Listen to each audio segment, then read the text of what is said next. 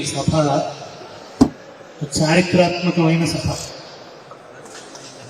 భవిష్యత్ తరాలు గుర్తుపెట్టుకుంటాయి ఇవాళ జరిగిన ఈ సభ. ఎందుకంటున్నానంటే ఈ ఫ్యాక్టరీ తెలంగాణలోనూ ఈ ప్రాంతంలోనూ నవశకానికి నాంది పలుకుతున్నది. ఒక కొత్త శకం ఆవిర్భవిస్తుంది.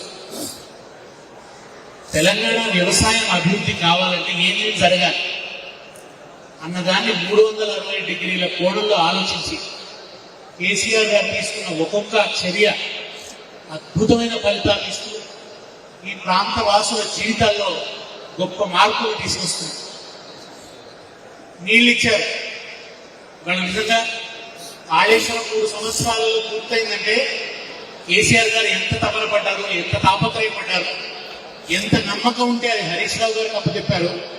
ఆయన ఎంత శ్రమించారు, ఎంత శ్రమిస్తే ఎన్ని డిపార్ట్మెంట్లను సమన్వయం చేస్తే, విద్యుత్ కావచ్చు, ఇరిగేషన్ కావచ్చు, రకరకాల డిపార్ట్మెంట్లంటే సమన్వయం చేస్తే 3 సంవత్సరాలలో ఒక బహుళార్థ సాధక బహుళ ఎత్తిపోతల ప్రాజెక్టుని 3 సంవత్సరాల్లో పూర్తి చేయడం వెనుక ఎంత నిబద్ధత ఉండాలి, ఎంత తపస్సు ఉండాలి, ఎంత తపన ఉండాలి.